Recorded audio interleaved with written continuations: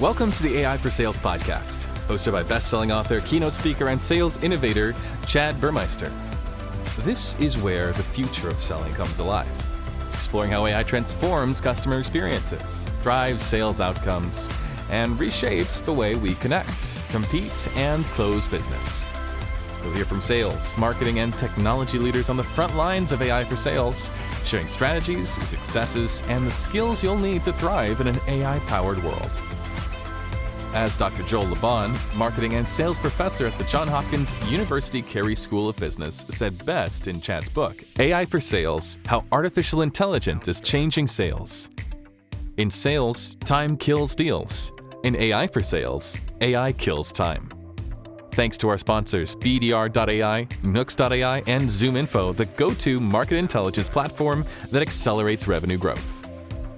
Want an introduction to one of our sponsors? Go now to www.str.ai/intro, and Chad will personally connect you with the right person at any of these companies, the one who can make a difference for your business. And remember, in traditional sales, time kills deals. But in AI for Sales, AI kills time. Get ready to learn, level up, and lead the AI revolution in sales. This is the AI for Sales podcast. Let's dive in.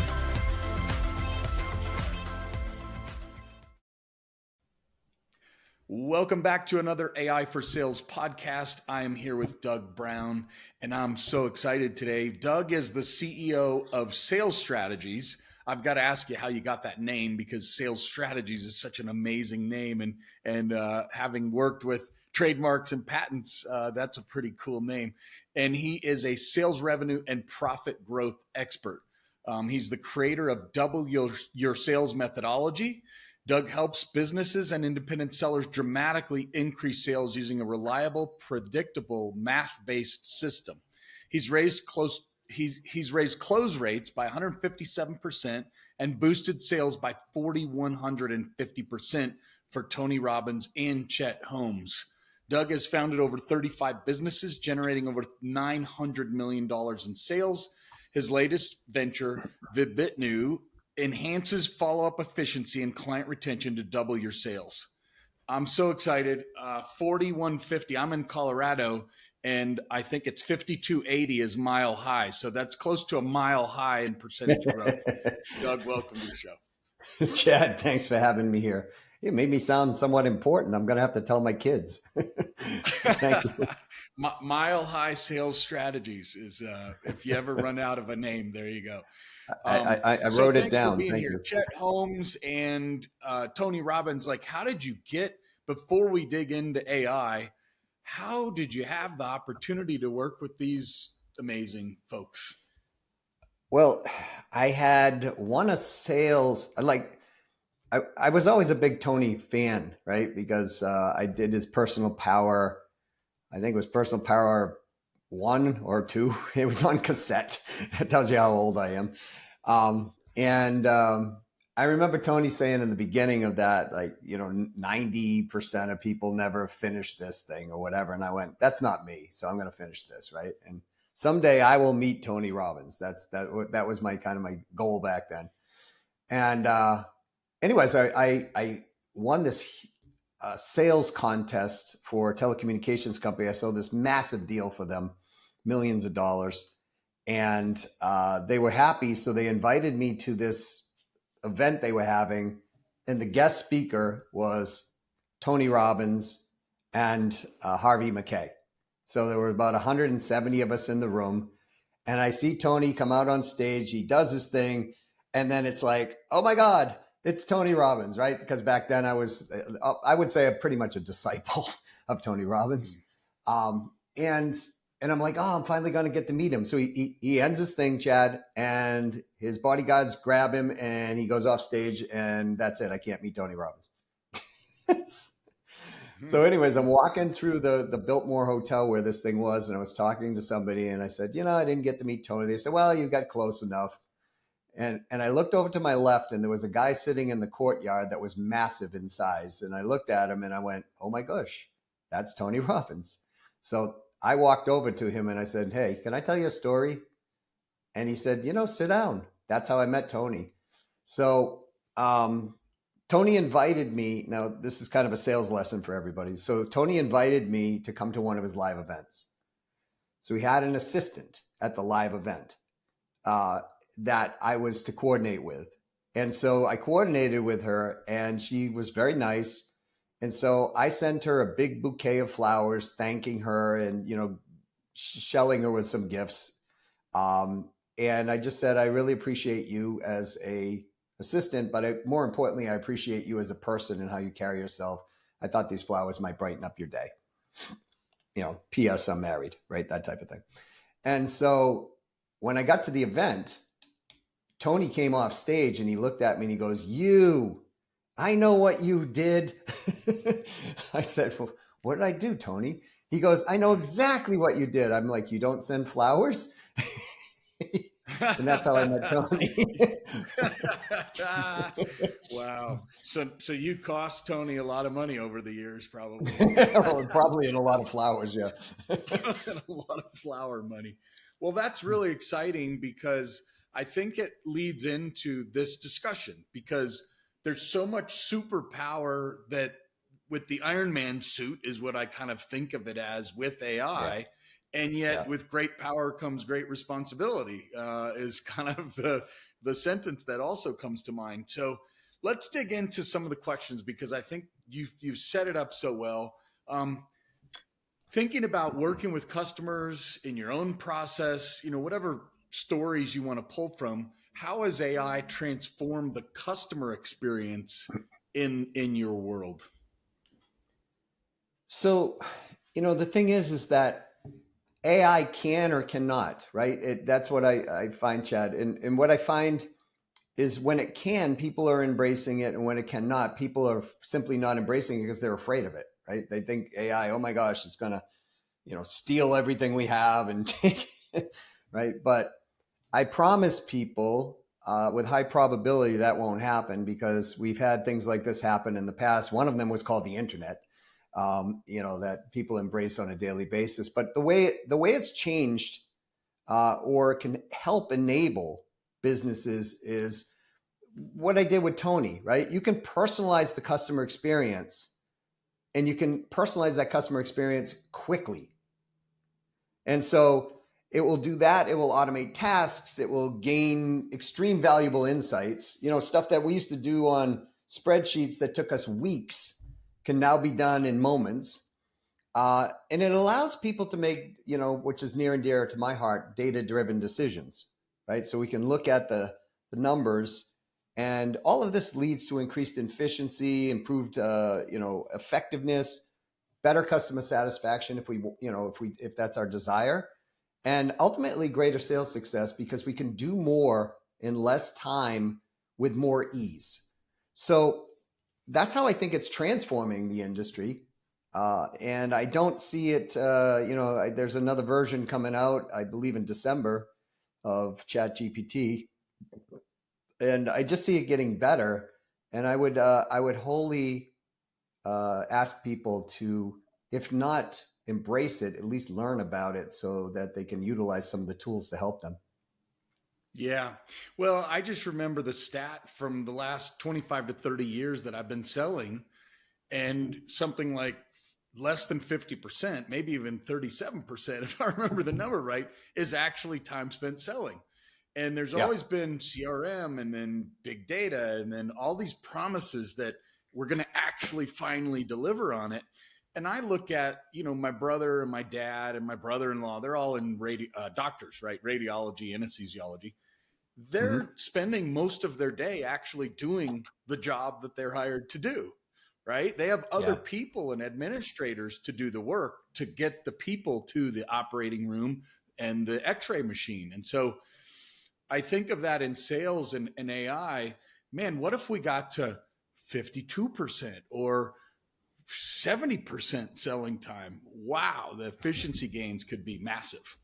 So it's and the income levels go up they go up significantly, right? Because the more customer facing time we have, to your point, it is, and that's the thing.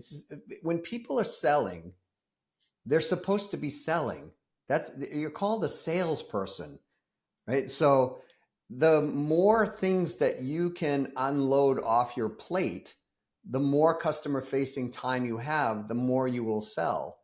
Now, I used to do this in the old days with assistants. Now we use these digital assistants as well as, human beings.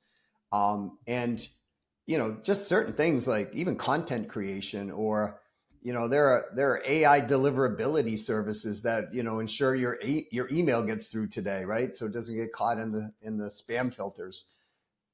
All of these little seemingly unimportant things become important because we're increasing our efficiency here by 2% here, 1% there, 0.5% there, 6% there.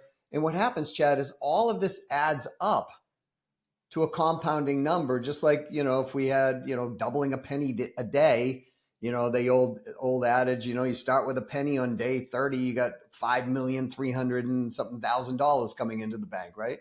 So this is where I see people, if they embrace what you just said, they will have far more customer facing time, and that leads to more sales. It's a simple formula. Yes. So talk to me about the math. I'm going to go off script here because when I read the notes for this meeting, the sales math, I had a mentor that kept it super simple for me early on. And his name's Skip Miller.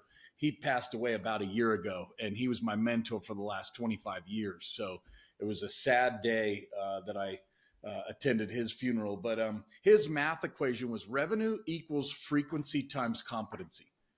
And so whenever I would work with biz dev people right out of school, I would say, hey, get the F in the frequency equation up, right? Get the F up early in your sales career, because then the competency follows. So higher frequency, higher competency. Now with AI tools and automation, man, you can go too far with the F and forget about the C, and you've got some serious quality problems. But I'd be curious to understand your math equation, if possible. Well, let's stay with his for the moment. I agree. Look, the master prospector will always outsell the master closer. So there's the F, right? And what we have to be very careful of is that personalized customer experience, right? Because otherwise we can F ourselves, if you will, if I use the, the analogy, right? Right. So, we have to have meaningful, relevant communication with people. And this is where people miss it all the time. Like I see people using AI or even, outbound services for email. I'm sure you get these, Chad. Like they just come out and they're just like, they're not even close to being relevant. I had one a few weeks back.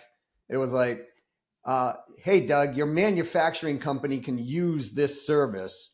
And it's like, I don't own a manufacturing company, right? So it just completely off the mark, or I'll get hit with SEO pricing, at least 4 to 6 times a day, that they've all looked at my website. And the reality is there's nothing relevant about that conversation. So what I want people to please understand is, yes, you can use AI, but make it relevant and personalized, because we're still dealing with human beings who are making the decisions. And so if we can increase that frequency, and then we can increase the competency, that was the second one, right? Yeah. Competency. Yep. Yeah. So what that means is we got to be able to increase our skill sets and make data-driven decisions, not subjective decisions, folks, objective decisions, of what's working and not working. And when you do that, then the math works, right? So we do it, Chad, in a format of, we measure ratios.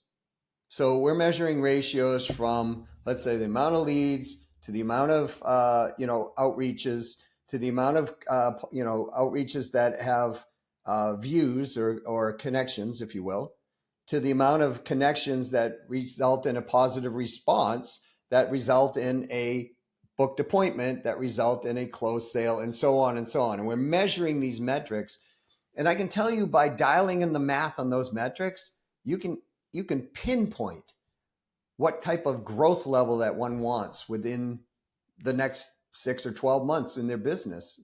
And as a salesperson, you're in your own business. So, you might work within a company, but you're still an entrepreneurial role if you embrace it. So that, that competency, then those metrics are like, okay, well, I need to get better at setting appointments, let's say, because I'm getting a lot of positive responses, but I'm not getting a very good appointment ratio. Well, then we can go in and fix the competency on that particular metric. And let's say that, we got a great close rate. I don't know, we're closing at 40%, right? Let's say that's happening on every single thing that's coming through. Well, if we can unearth that appointment ratio, and that appointment ratio goes from, let's say you're only setting 5%, but now we can get it to 10%, your close rate's still the same. So in theory, you're going to double your sales at that point. If you're pushing the numbers through from whatever those numbers are, you should double that point. So there's a lot of little metrics that along the way that if we just measure those. And the cool thing about AI will measure these things for us in an instant, in real time, and keep us updated with what's going on and flag our abilities or things that should be doing that we're not doing. And it will tell us, hey, here's your improvement levels. That's what I love about AI. We built that into Vivitno for that purpose. Well, I love what you said at the beginning of this question, which is and I may get it close. Master prospector sellers will beat master closer sellers every day. It was something like that. And I was like, yeah. Wow, that is so relevant in today's world, because I think since I've been in sales, the closer has always gotten the glory. And I remember 15 years ago, Dave Elkington from InsideSales.com said, someday field sellers will work for inside sellers. And I was like, Wow, that sounds really cool. But is that true? And the gold standard, the influence that I now have inside of an organization, because I've run teams and technology to focus on top of funnel. I don't have the field reporting to me, so I wouldn't say it's quite there, but the level of influence and seat at the table has dramatically changed if you're good at data and you're good at driving top of funnel pipeline. So it's pretty fabulous. Well, and I think what you're saying is so important for people to realize, right? Because the master closer will always outsell the master prospector as long as they have the right qualified leads. And that's where your data comes in. Yes. Right? Because we can go out and we can see 100 people a week and get a 1% close rate. Well, that's no fun, but we could also see 100 people a week and have a 50% close rate. And that's a lot more fun. And so that comes from understanding the apex buyers, decision makers, rules, and engagement activities. And that all comes from what you were just saying, and so in marketing now in sales, it was never separated. It always drove me nuts, Chad, when I go into an organization. It's like the marketing department was on the left side of the building and the sales department was on the right side of the building. And there was like this big cement block between them, right? And then you talk to the salespeople, they go, oh, marketing's no use. And then you talk to marketing people and they go, salespeople are terrible. It never was separated, but it's now blended even more due to the fact of technology, due to the fact that people can get information instantaneously. And so as a sales seller, you got to be there. If you're not there, you're going to get left in the dust because other people are already going there. Well, I don't know if you're into basketball, but just recently, and at the time of this recording, it was yesterday. So LeBron James and his son Bronny played together. And so before they went in the game, there's an 11-second clip out today. And LeBron's sitting behind Bronny and he goes, you feel the intensity, right? And he goes, just play carefree. Just play carefree. And it was like unconscious competence, right? Hey, you know what you're doing. You've worked your butt off to get here. You'll feel the intensity, but play carefree. It makes me think of the power of AI, because AI is not just a 5% increase in sales. It can be 200% or at the beginning of this conversation, 4,150%. So one of those things that our team has learned through my last 7 years of effort is how do you partner with an executive in a company to do LinkedIn professionally to the right people with the right message at the right time. And so when you have these BDRs, that it's kind of like Bronny playing with his dad, it's like, wow, Dad, you've been here a lot longer than me. And when you're leveraging and working with an executive to help them with their LinkedIn prospecting, man, your finger's on the pulse of the business when you're inside of that storm. And yet you can help grow. We've seen dozens and dozens of meetings with companies who would not normally meet with us, but because a VP is reaching out, we've gotten a lot of meetings, and the math works. So, recently there was a QBR, and I said, hey, just tell them for $7,800, we'll get 1.5 million in pipeline. And even if we close just 10% of it, that's $150,000. And I've got the math to back it up. 7,800 equals 150,000. In good scenarios, it could equal 750,000. That's Who'd right. put $7,800 for 700,000 or even 100,000? Absolutely. That's the math we're talking about. Doug, let me ask you another question about ethics, because like I said at the beginning, with great power comes great responsibility. And I've had some people on this podcast that talk about the ethical side of, is your AI built with pro-human intentions so that it doesn't go run wild and, do crazy things? What are your thoughts on, not Terminator level ethics, but what are your thoughts on just what can a manager or a CEO, what should we be thinking about when it comes to ethics and AI? Well, it's to me, it's very simple. By the way, I'm a big Arnold fan, so I love the Terminator analogy. He's one guy I haven't met, but I would love to meet. Arnold, if you're listening to this, that's an invitation. My best friend in Hollywood knows where he works out. So if you ever get to LA, just now, send me a note. Go right there, Gold's Gym or wherever he was. Or that's right. Guest pass. Look, ethics are always something that makes perfect sense, right? Because we can take people's data and do, good with it, or we can take people's data and do bad with it, right? I mean, and that's why, you see things like in the medical community, HIPAA requirements and things like that coming in, right? But it's a really easy decision. Just do the right thing. You know what I mean? Like, that's the thing with, you do need human oversight and control with AI. You don't want to let it run, its course and just shoot something out there, unless it's time tested and it's doing the right thing. And I'll say, because it will have a direct impact on customer relationships, and you can negatively. I've had AI pull some things up and I'm like, whoa, we're not sending that. No. Right. Because sometimes, the hallucination part of it, or it just pulls up something that just is totally off base. So we as human beings have the responsibility to mitigate biases in algorithms. And we have, I believe anyways, that we have the ethical, moral obligation to protect people's data, customer data.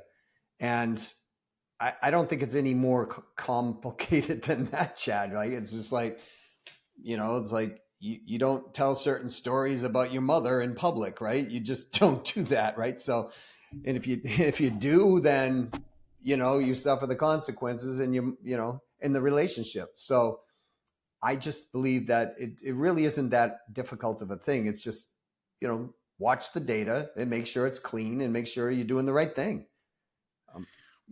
Shout out to Henry Schuck when he owned Discover.org and then merged with ZoomInfo and became the CEO, and then they went public and now they're a multi-billion-dollar company. He made a decision around the use of data at that point of the merger that you can opt out if you don't want to be in our data set because you're getting too many prospecting calls, then Yep. take your name out. And that's legally not required, but ethically he made that decision. And those are the kinds of things where, even if it's legal, I heard a controversial conversation with Elon Musk recently, and they said, they're talking about what goes on Twitter with free speech and everything. And he goes, well, if it's legal, then I'm going to allow it. And that's fair. It's fine. He can say that. And yet Henry takes a slightly different approach and says, hey, whether it's legal or not, I'm going to still give you the right to take it out. So it's interesting, right? I think at the end of the day, a lot of these ethical considerations need to make their way into the law, especially as it relates to AI and things like HIPAA and everything else that you talked about. Talk to me a little, Doug, about what are you seeing in AI? Because Gen AI, I think, is the one that really showed up and on people's radars and caused the place we're in, right? What are you seeing on the horizon that's exciting for the sales industry? Oh, I think for this, no hate mail salespeople. I want to qualify this right now. I'm one of you. But, so here's the thing. I love the fact that automated workflows are coming through for salespeople, because by nature, we're not that organized, most of us, and we are always trying to cut corners, right? And it's just, we're looking for leverage. And so AI provides that leverage. And so for me, workflows has been huge, Chad, because I have a couple of people who basically manage my workflows for me, right? Because I'm the guy who wants to be in front of people doing what we're doing now, or in front of customer facing, events, doing the rainmaking, so to speak, right? And so we are employing AI into everything to make things as process driven as possible. And so, I love the fact that workflows are being automated, and, something move from point A to point B, and then we can look at the data and make sure, okay, this is on track or not on track.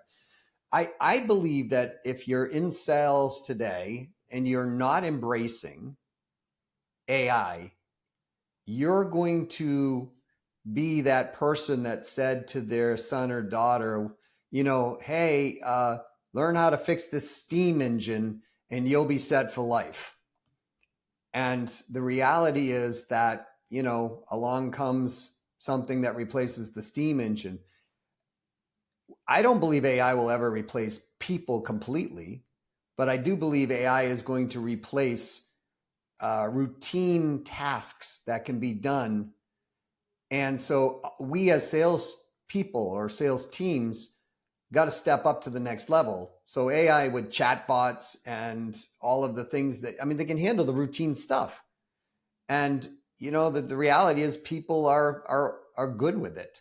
Many people are good with it as long as they can get their answer. Customers okay with it as long as the information's there and the chatbot has the level of empowerment, right? I remember I went to a company here in Colorado, and they had 15 CMOs, and I was invited as the AI expert in the room, right? Because I've had a lot of people on the podcast, so I know a lot about this stuff.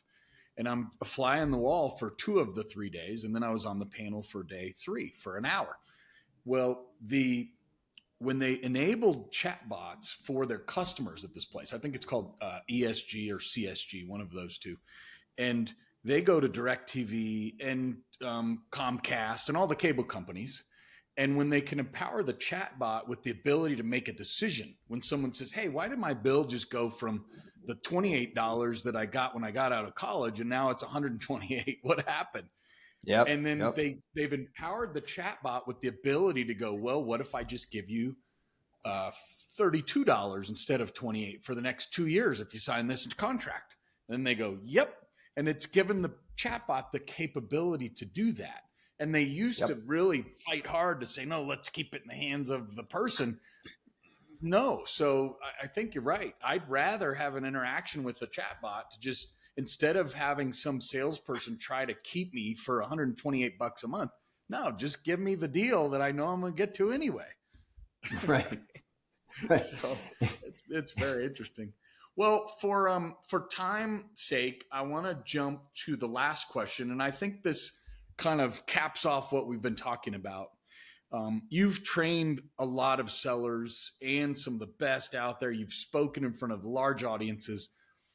If you were to talk to a seller, maybe my son who's just graduated from college, what skills do you think sales professionals need to thrive in this AI augmented world? What are the skills that they should be honing in on? Well, I'll lay it down into the system that we actually teach, Chad, because I think these are the skills, right? So I'm shamelessly promoting what we do in the process. But look, the number one is, and a lot of people will say, this is like, are you kidding me? But number one is you got to get your head in a truthful position on a true goal plan that you want. That's the number one thing to understand, because otherwise you'll be chasing targets that you don't even want to go after. So transparent clarity is the first step that we teach people. Now, that's not necessarily a skill set, but it's a must. So, a lot of companies that we talk with, for example, they like the idea, like, let's triple our revenue. And then it's like, okay, well, here's the reality in tripling your revenue. And they're like, well, we don't want to do that. It's too much work, right? And it's like, well, but this is it. So I would recommend a skill set on and around people knowing for salespeople, how to interpret data. Because data is going to become much more abundant and easier to do. I mean, you mentioned the 50% increase, almost the mile high thing, right? That took me 6 weeks of digging through data to figure that one out. With AI, so skill set number one, learning AI, is important because that data crunching could have happened in minutes based on all the information that I have. And I would say embrace tools, that will do that. But as far as the sales process still goes, the number one skill that will help people is getting clear about who the true buyer is. And this is where people miss it. We call this core in our world. So, some people say, well, I know my, my ideal client profile. That's not good enough. Well, I know my ideal buyer persona. That's not good enough any longer, because it's all about personalization, meaningful, relevant communication. So the more you know about that particular, what we call the apex decision maker, that person who reigns supreme over anyone else and says yes or no, and you can get to that person and you can speak their language, like you said, VPs going on LinkedIn, right? That positioning is so different. That is a skill set to learn. And so if we start there, everything else gets easier, because now in our prospecting side, which is another skill set to learn, the prospecting side, now we are looking at the apex decision maker, and we are looking for the apex decision makers who are sales qualified or sales ready leads, not just leads or marketing qualified leads that we got to spend tons of time nurturing. So your close rates will go up immediately. And then learn how to converse with people and have the language that they're looking for. Now, remember, in a sale, they're looking for two things normally. What's my business return on investment? What's my personal return on investment? And they're looking for now and in the future. And they're weighing these things in their heads. So when we're having these conversations, we must be lowering fear on those points and increasing buying confidence. That's a skill set to learn. So how to converse with people. Follow up, near and dear to my heart. It's a skill set that people need to learn. They must learn. And it is a thing that still needs to be personalized, and it has to be meaningful and relevant to the conversation at all times. I can't send you just following up is not a line you would recommend. No. That's always been my least favorite phrase in the history of selling. I'm just following up, Doug. Yeah. No, it's like, okay. Look, follow-up is a common courtesy, Chad, right? It's a common, we expect it from you. Think about it. We go out on a first date with someone, right? Let's say, you and I are dating whatever gal, at that time. She expects us to call no matter how the date went, one way or another. It's a common courtesy. And so and we do all kinds of things for personal relationships. Why don't we do those for business relationships? I'm not saying you want to engage and kiss your client, but what I am saying is we will send a personal card to the person that we're trying to woo. Why wouldn't we send a personal card to the business person that is relevant about the business conversation, right? So learning the art of follow-up is really, really important. And one of them that I would say is probably 50% of the game or more is really learning the mind side of growth. That is a skill set to learn, because I have helped people grow and see this happen. They grow and their invisible locks and childhood wounds or whatever kick in, and then they self-sabotage their success, right? Or they stop themselves from going there because of the associations that they have with these value sets that have been grown through their life. And that part there, we infuse in all of our training, Chad, because if we don't, people will get at stuck points. So understanding themselves and being confident in themselves, because here's the thing, you talked about the VP. One of the reasons that CEOs will say, I didn't buy from this person, is because the positioning that person came in, they position themselves lower than the CEO. And the CEO is looking for an equal or an expert. So the CEO wants to have buying confidence in that process. So folks, those of you who are selling, if you come in and you're like, oh no, it's the CEO of, Procter & Gamble, and I'm sitting down with the CEO of Procter & Gamble, walk in confident. Understand why you're there, to help that CEO, and don't position lower. The moment you do, you start to lose the respect and break rapport in that process. So those are the ones that I would recommend, Chad. I know it's a long, breadth, way, but it's super important that people understand what the process is to, getting there. And once you dial in all of that, your messaging becomes very easy. And that's where people mess it up most of the time, because they just don't know what to say. Well, I love the beginning of that, because if you don't know where you're going, you're never going to get there. And we just had a meeting with someone recently in a Bible study that I'm part of. And the guy said, I just want to feel fulfilled by helping millions of people. And what's in there? Well, why? Why millions? Why'd you choose millions? What do you mean by helping millions of people? And there's just so much to unpack there that you got to get crystal clear on your goal in the first place, and then you can implement all these other strategies. So I think that's you and I have a lot of in common, I think, beliefs and principles when it comes to the art of selling. And so I really appreciate having you on the show. So amazing to talk with you, Doug.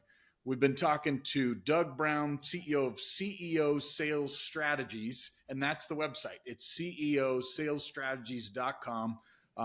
If you don't know the math of your sales organization, or you're not getting the growth that you want, highly, highly, highly recommend talking to Doug Brown. He can help you get to it and figure out what the conversion math looks like. And that's what it's all about in today's world, data-driven selling. So Doug, thank you so much for being here today. Chad, thanks so much for having me here. I really appreciate it.